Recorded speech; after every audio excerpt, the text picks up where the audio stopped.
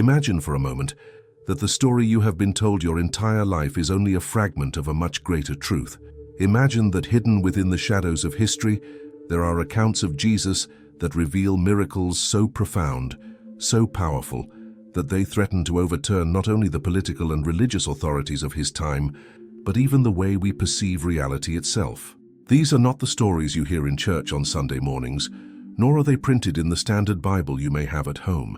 These are the miracles that were deliberately silenced, banned, and buried beneath centuries of dogma. And today, we are going to bring them back to light. Pense carefully on this. If the church itself chose to erase certain writings, what does that tell us about the immense power contained within them? Why would spiritual truths, if they truly came from Jesus, be deemed too dangerous for ordinary believers to read? What kind of miracles did he perform that could threaten empires and shake the very foundations of established authority? These are the questions we will begin to explore, and the revelations you are about to hear might forever change the way you understand not only Jesus, but the universe itself.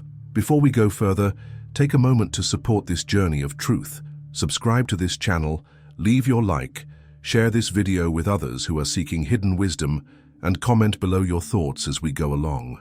Your interaction is not only important, it is part of a greater awakening.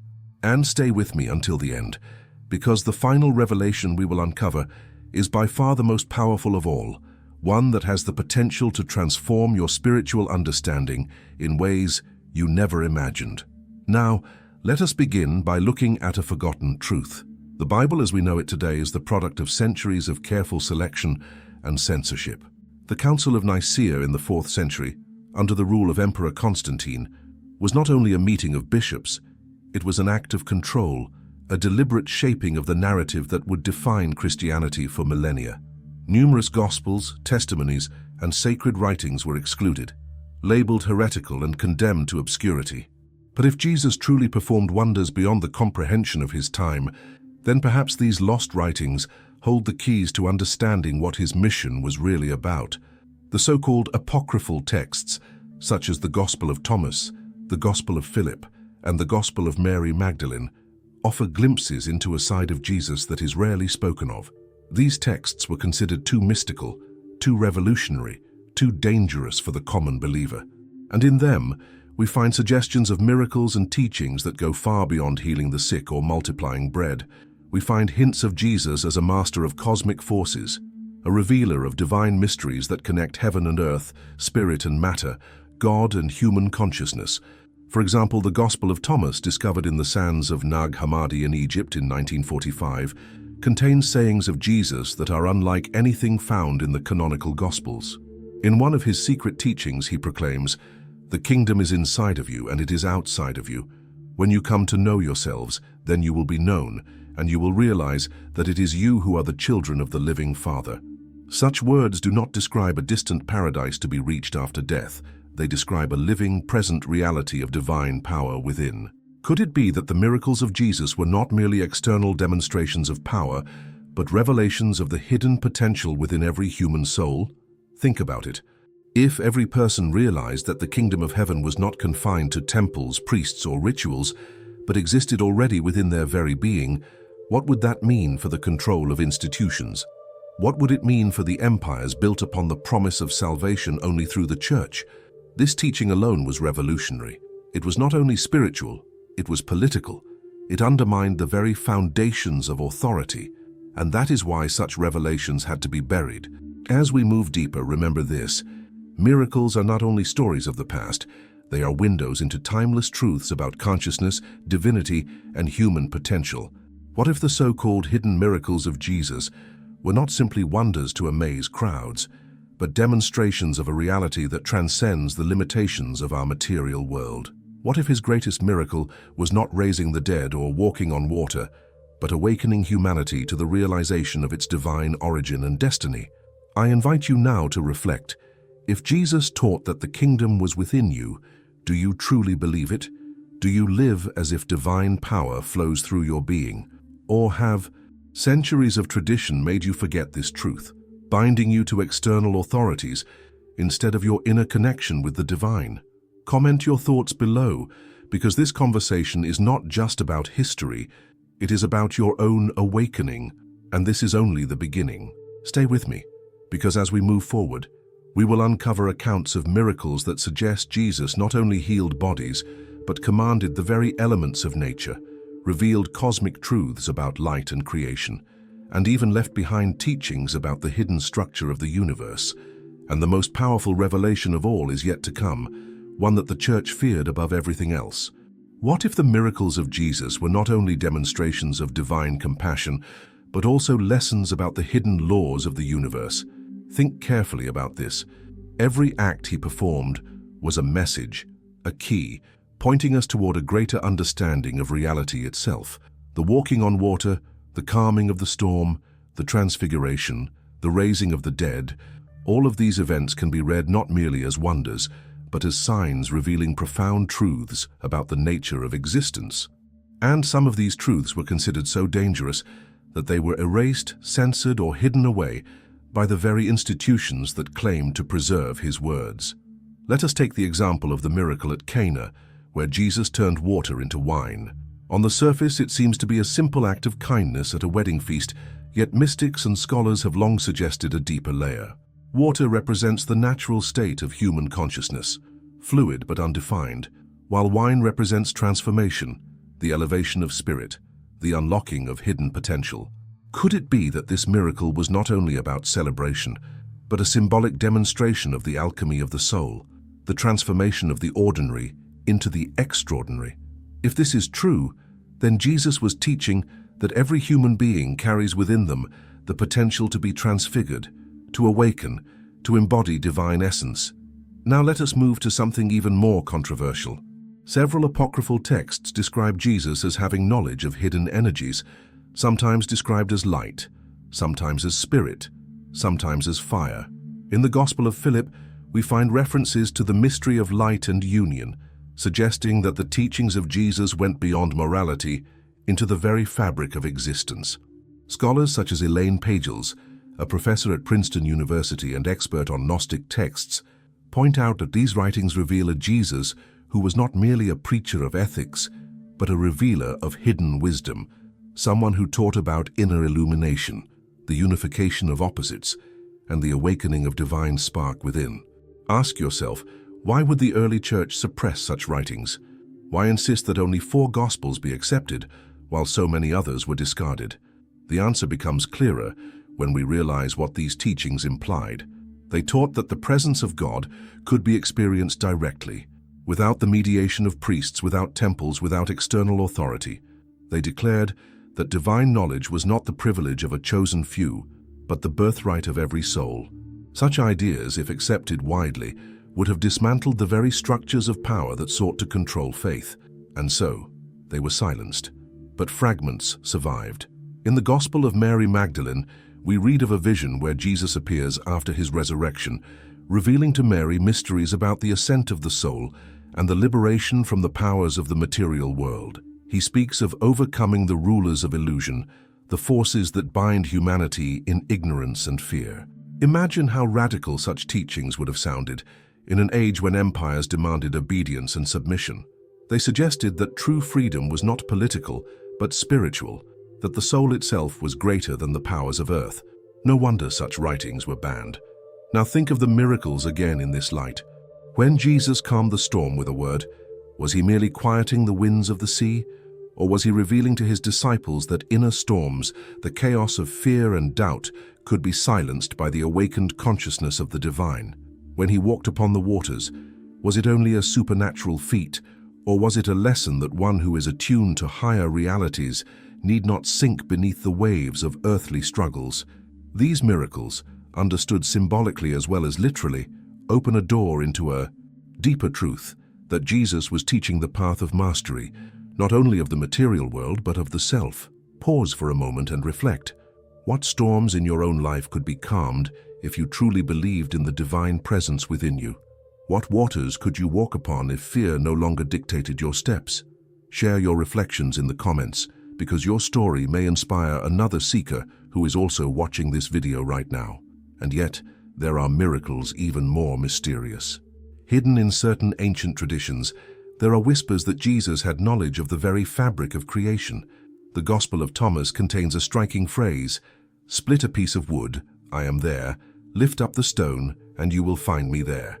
These words suggest a vision of reality, where divinity is present in all things, not confined to a temple or sacred mountain, but dwelling in every fragment of existence. This is a miracle not of action, but of perception, a transformation of awareness that reveals the entire cosmos as infused with divine presence. Such teachings point toward a Jesus who was not only a healer of bodies, but a healer of perception, awakening the eyes of his followers to see the world in a completely new way, to see God not as distant, but as immanent, not as confined to rituals, but as alive in every breath, every stone, every living being. This is the miracle of vision, the miracle of awakening, and it is perhaps the most threatening miracle of all, because once people begin to see divinity everywhere, they no longer need intermediaries to connect them with the sacred. As we continue this journey, remember, we are only scratching the surface. The miracles you thought you knew are gateways to mysteries far greater than you imagined. And the most astonishing revelation, the miracle that explains why the Church feared these teachings above all else, is still ahead. Stay with me, because what comes next may change the way you see not only Jesus, but yourself. Consider now the raising of Lazarus, perhaps one of the most dramatic miracles recorded in the canonical Gospels. To bring a man back from the tomb after 4 days was not merely a demonstration of divine power, it was a direct confrontation with the greatest fear known to humanity, death itself. But what if this event was more than history? What if it was a parable, a mystery teaching encoded into action, revealing truths about resurrection, rebirth, and the eternal nature of the soul? In the hidden texts, resurrection is often spoken of not only as a future event, but as an awakening that takes place here and now. In the Gospel of Philip, there is a striking statement: "Those who say they will die first and then rise are in error. If they do not first receive the resurrection while they live, when they die they will receive nothing." These words suggest that resurrection is not only about the body, but about the soul awakening to divine reality while still in this world. Could it be that the raising of Lazarus was not simply about bringing a man back to physical life, but about showing that the soul can rise above the prison of ignorance, fear, and spiritual death? If this is true, then the miracle of Lazarus becomes not a distant story, but a call to every one of us. It is an invitation to awaken now, to rise from our own tombs of despair, conformity, and spiritual blindness. And this teaching of resurrection as present awakening was deeply dangerous to the early authorities, because a soul that has awakened cannot be controlled. A person who has already tasted eternal life has no fear of tyrants, no fear of empires, no fear of death itself. This was revolutionary and it was suppressed. Let us take a step deeper into the mysteries. Certain ancient traditions, including writings linked to mystical Judaism and early Christianity, speak of Jesus as one who mastered the hidden knowledge of creation itself. The prologue of the Gospel of John proclaims, "In the beginning was the Word, and the Word was with God, and the Word was God." The Word, Logos, was understood by philosophers like Philo of Alexandria as the divine principle that shapes and sustains the universe. If Jesus embodied the Logos, then his miracles were not interruptions of nature, but demonstrations of its deepest truths. Scholars such as Bart Ehrman and Elaine Pagels remind us that many of these suppressed texts were labeled heretical not because they were false, but because they offered an interpretation of Jesus that was too expansive, too mystical, and too threatening to the narrow structures of orthodoxy. Imagine what it means if every miracle is a revelation of universal law. Walking on water becomes a lesson about transcending the pull of matter. Feeding the multitudes becomes a lesson about the infinite abundance of spirit. Healing the blind becomes a lesson about opening the eyes of the soul. The miracles, then, are not simply wonders. They are codes pointing toward truths hidden beneath the surface of existence. Pause and think. If Jesus performed miracles as living parables, what is the lesson hidden within your own life experiences? Have you ever considered that the struggles you face may carry a symbolic meaning, an invitation to awaken? Reflect on this and share your insights in the comments, because the act of reflection itself is part of the journey of resurrection. There is another suppressed dimension of Jesus' life that connects deeply with the idea of miracles. his relationship with Mary Magdalene. In texts such as the Gospel of Mary, we see her not as a marginal figure, but as one who received secret teachings directly from him.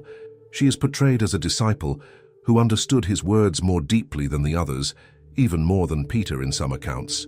This alone challenged the patriarchal structures of the early church, which could not tolerate the idea of a woman as the bearer of divine mysteries. But imagine the implication. If Mary Magdalene was entrusted with teachings of inner resurrection and divine union, then the miracle of awakening was not bound by gender, status, or authority. It was universal. And this universality is perhaps the greatest miracle of all, that the divine spark is present in every human being, waiting to be revealed. At this point, you may already feel a stirring within, as if these hidden accounts resonate with something long forgotten in your own heart. That is because these miracles are not only about Jesus, they are about us. They are mirrors, reminding us of our true origin, our true destiny, and the powers that lie dormant within us. And yet, there is more. Among the fragments discovered at Nag Hammadi, there are passages that suggest Jesus not only spoke of inner resurrection, but of cosmic realities, dimensions of existence beyond what the senses perceive. He is portrayed as one who knew the mysteries of light, sound, and creation itself, mysteries that align with ancient traditions of sacred knowledge found in Egypt, Mesopotamia, and even India. Scholars such as Rudolf Steiner and contemporary researchers of comparative religion point out striking parallels between the hidden sayings of Jesus and the mystical philosophies of other ancient cultures. Could it be that Jesus' hidden miracles were not only acts of compassion, but demonstrations of a knowledge that transcended boundaries of culture and religion? Could it be that he revealed a universal wisdom, a wisdom that unites East and West, heaven and earth, human and divine? The Church feared such universality because universality breaks boundaries. It dismantles divisions. It erases the walls that institutions build to control truth. And so, the miracles that revealed the cosmic Christ, the Jesus who is not bound to one era or one people but is the eternal Logos present in all creation, were silenced. But today, the silence is breaking. We are rediscovering these banned accounts, and with them, a vision of Jesus that is far greater, far more mysterious, and far more empowering than the narrow versions handed down by centuries of censorship. Stay with me, because in the final part, we will uncover the most powerful hidden miracle of all, the one that the Church feared above every other, the one that has the power to change how you see not only Jesus, but your own divine nature. Now, we have arrived at the final and most profound revelation, the hidden miracle of Jesus that the Church feared above all others. Up to this point, we have spoken of healings, resurrections, the mastery of nature, and the awakening of inner vision. But what if the greatest miracle of all was not something Jesus did externally, but something he revealed within humanity itself? What if his most dangerous teaching was that every person carries within them the same divine spark, the same creative power, the same potential to awaken as he did? Think carefully on this. In the Gospel of John, Jesus declares, "You will do the works I have been doing, and even greater works than these, because I am going to the Father." This statement, preserved even in the canonical text, is explosive. It suggests that the miracles of Jesus were not intended to be unique to him, but to serve as a pattern, a living demonstration of what awakened humanity is capable of. He was not only the Son of God, he was revealing the sonship or divine origin of all humanity. And that was the miracle the authorities could never allow to spread. In suppressed traditions, this teaching becomes even clearer. The Gospel of Thomas records him saying, "He who drinks from my mouth will become as I am, and I will become he, and the hidden things will be revealed to him." These are words of radical empowerment, a declaration that the boundary between teacher and disciple can dissolve, and that divine knowledge is not the privilege of one man, but the destiny of all who awaken. Imagine the implications of such a teaching in the ancient world, where empires depended on obedience and religions depended on hierarchy. To say that every soul could awaken to divine power was to destroy the very foundations of control. This is why the Church banned these texts. This is why councils selected only the Gospels that emphasized obedience, faith in external authority, and submission to a single institution. They could not risk the spread of a Jesus who taught that the kingdom of God is within, that the light is already present in every heart, that resurrection is available now, and that greater works await those who dare to believe.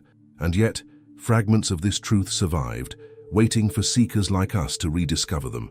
Consider how history itself confirms this pattern. Mystics across centuries, figures such as Meister Eckhart, Hildegard of Bingen, and even more modern voices like Carl Jung, have all pointed back to this inner dimension of Christianity. They remind us that true transformation begins within, that the miracle of awakening is not confined to ancient times, but is alive today in every human soul willing to seek. Now let us reflect.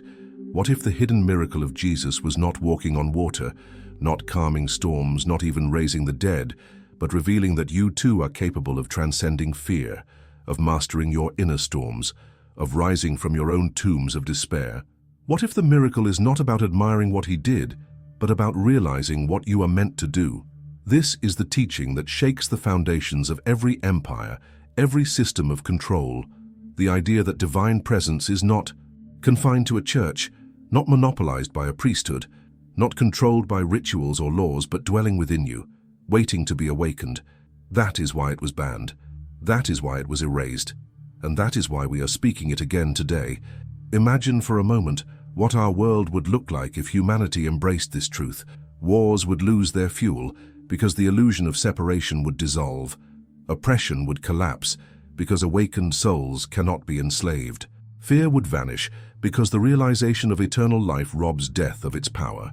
This is not utopia. It is the promise hidden in the message of Jesus, a promise powerful enough to transform both individual lives and entire civilizations. And now, I turn to you. Do you believe that this miracle is possible? Do you believe that the divine spark resides within you, waiting to be kindled into flame? Share your reflections in the comments, because your voice may awaken another soul on this journey. This is why we must not only study these hidden texts, but embody them.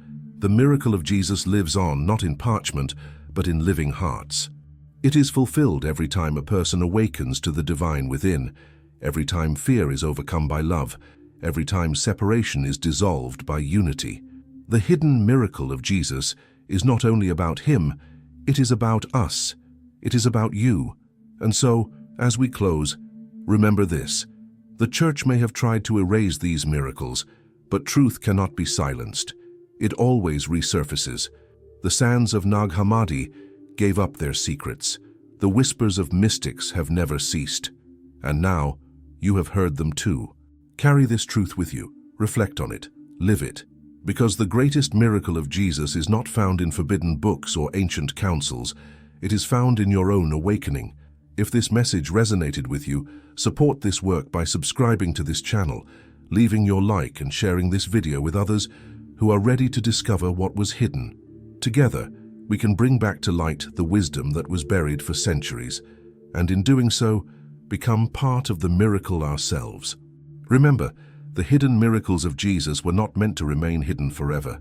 They are alive here and now, waiting for those with eyes to see and hearts to awaken. Thanks for looking.